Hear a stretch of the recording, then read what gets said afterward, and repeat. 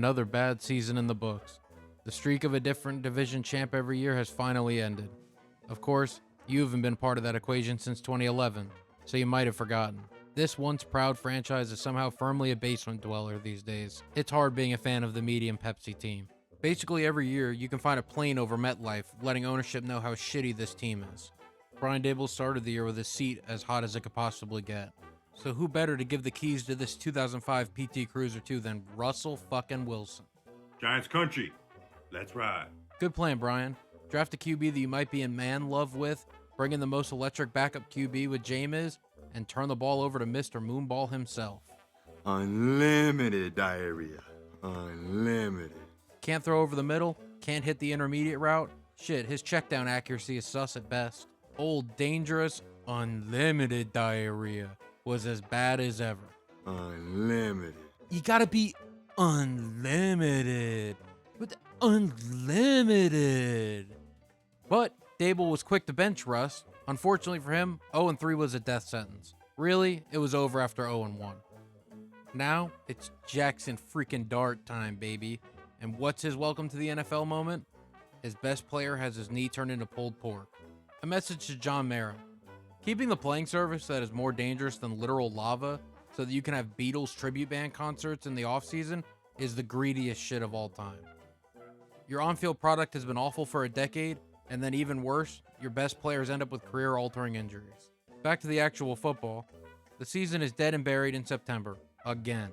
You lose to Spencer Rattler. The guy is 1-13 as a starter, and you just had to be the one to break the streak. Back to rock bottom again, boys. But hey, you beat Philadelphia, so I guess you got to do a victory lap all year because of it. You've been a twice-yearly bye week for nearly a decade, but way to finally overcome the bad guy when it mattered the least. Philly would get their payback a few weeks later, snapping Cam Scadabough's ankle fully due east. The rest of the games really don't matter, so let's touch on the highlights. Not 1, not 2, not 3, not 4, but 5 blown fourth quarter leads of 10 plus points. The worst of them all was in Denver, up 26-8 with 5 minutes left and you lose the game. 18 points in 5 minutes.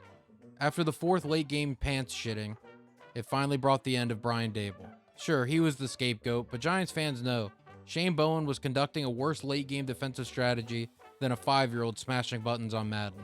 I'd love to know who taught this guy that anytime you have any sort of lead in the fourth quarter, it's time to run prevent defense, giving acres of cushion to every receiver. Daboll only ended up with this guy because he ran Wink Martindale out of town, and couldn't possibly get a better DC hire than a guy who had a tiny part in Mike Vrabel's success in Tennessee.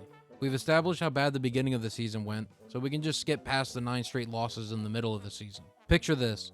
2-13, team is bad, but you have Brian Burns finishing second in sacks. Dart looked promising in his rookie year, even without his true number 1 receiver in Malik Neighbors, and Scadabough's upside looks great. Blake, you a bad boy. Keep doing your thing.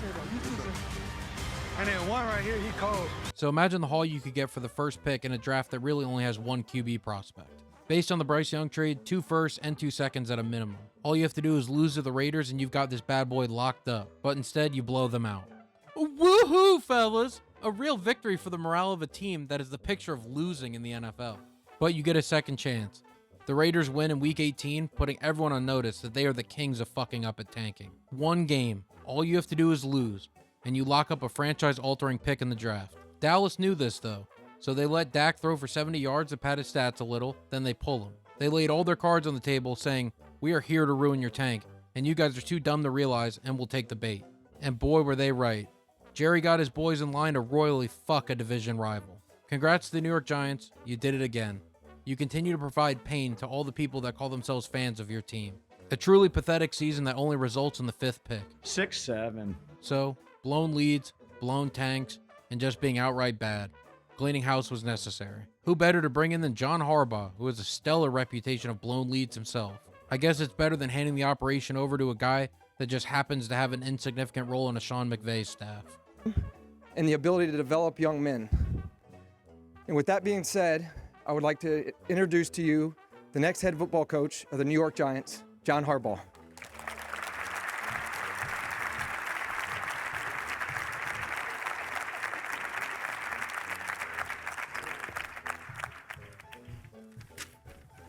Wow, thanks, Joe. Appreciate that very much. Just before wrapping up this shitstorm, I think a bad omen for next season has already reared its head. Cam Scatabo decided to announce that CTE and asthma are an excuse. Can't possibly imagine that this comes back up next year.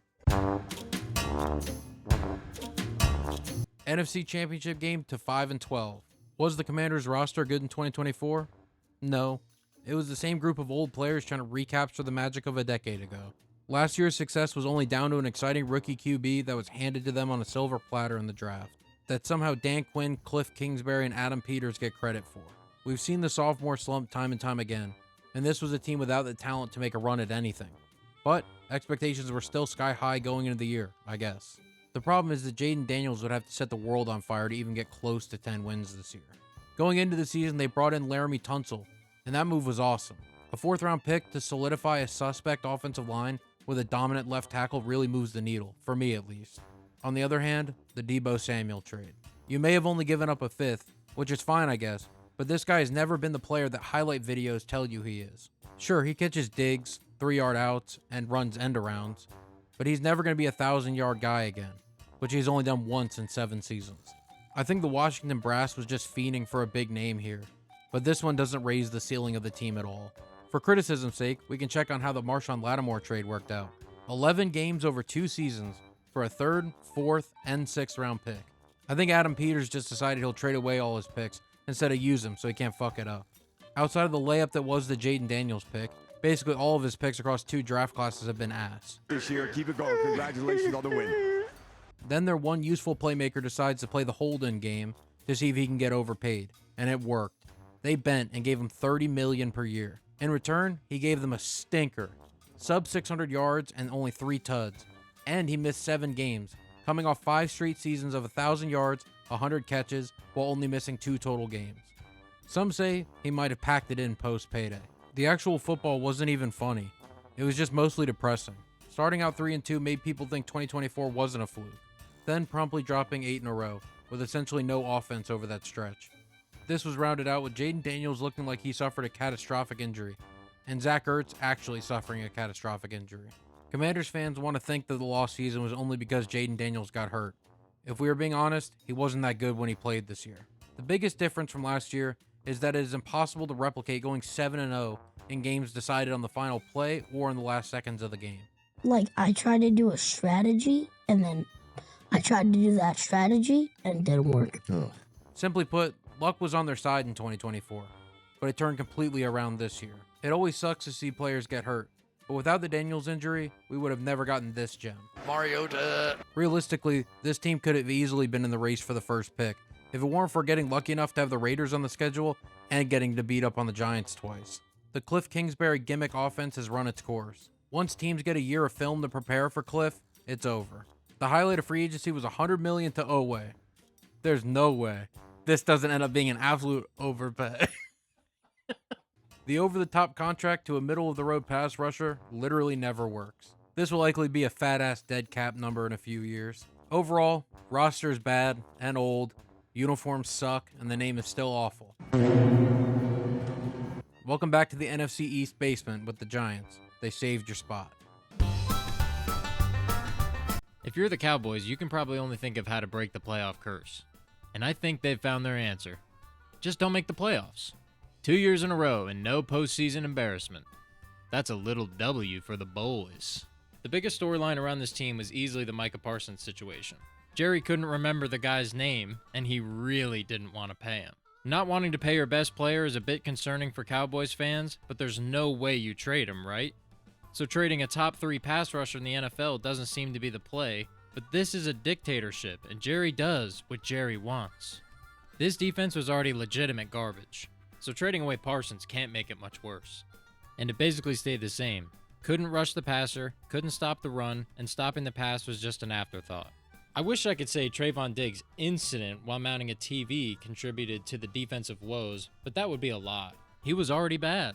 Somehow everyone except Cowboys fans knew this guy couldn't cover anyone, even when he was gifted a first-team All-Pro despite losing in coverage most of the time. On a positive note, George Pickens was electric at times, but he also kind of quit at times too. Well, that's not very positive, but it was expected as a quintessential part of the George Pickens experience.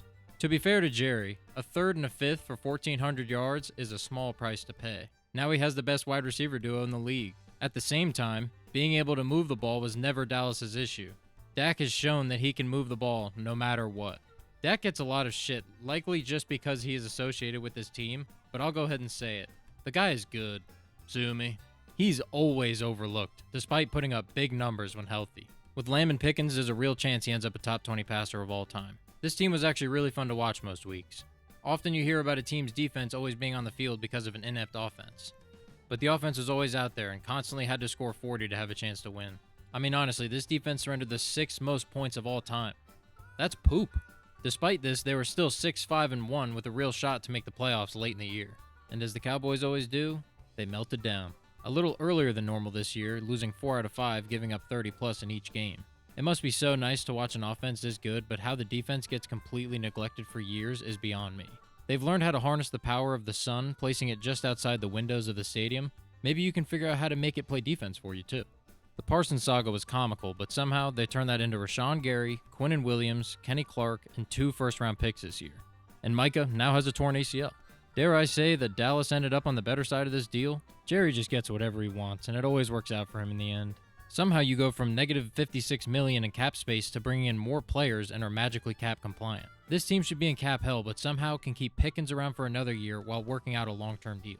Maybe they'll somehow make a trade for another star player that some poverty franchise can eat the cap space on. Luckily for the sanity of everyone, this team will be in Cancun next January. Tough year for Cowboys fans, but the Yankees just had opening day, Duke is still in the tourney, and the Lakers are firmly in the playoff picture. Boo! Boo! Boo! Boo! It was easy to give some unbiased positive feedback about the Cowboys. That doesn't exist for this team. I hate this team, and everyone else hates this team. Have you ever heard a fan base bitch about going 11-6 the way the Eagles fans did? The most ungrateful fan base in sports. Oh no, we didn't win by enough. Fuck you. Let's make Kevin Patullo the Antichrist and not accept the fact that maybe our quarterback that we look at like a god isn't more than just a game manager that thinks he's a philosopher. We get it, dude. You think you're Socrates.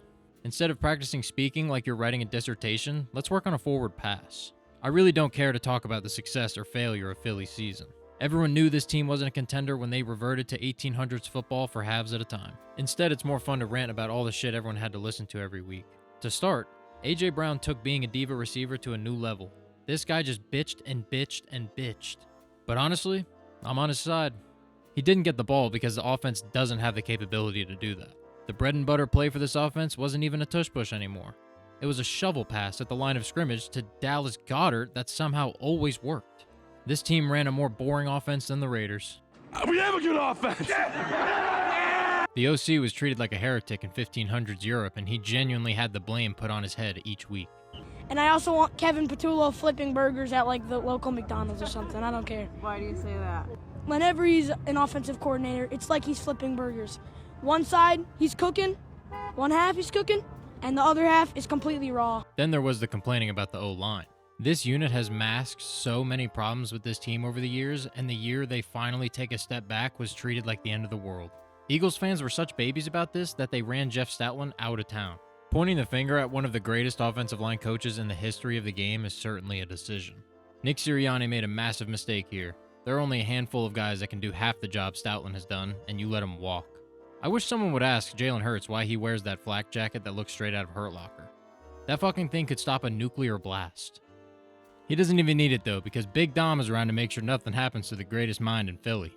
As much as I pray on the downfall of this team, they likely won't fall off because they have Howie Roseman, who manipulates the joke that is the NFL's cap space like no other, adding void years into the next century on even the most insignificant players on the roster. That frees up extra cash for him to go out and draft like he's playing Madden. It's like he just looks to see if a player played for Alabama, Georgia, or had any hype on social media. To back this up a little bit, here are some examples just over the last 5 years.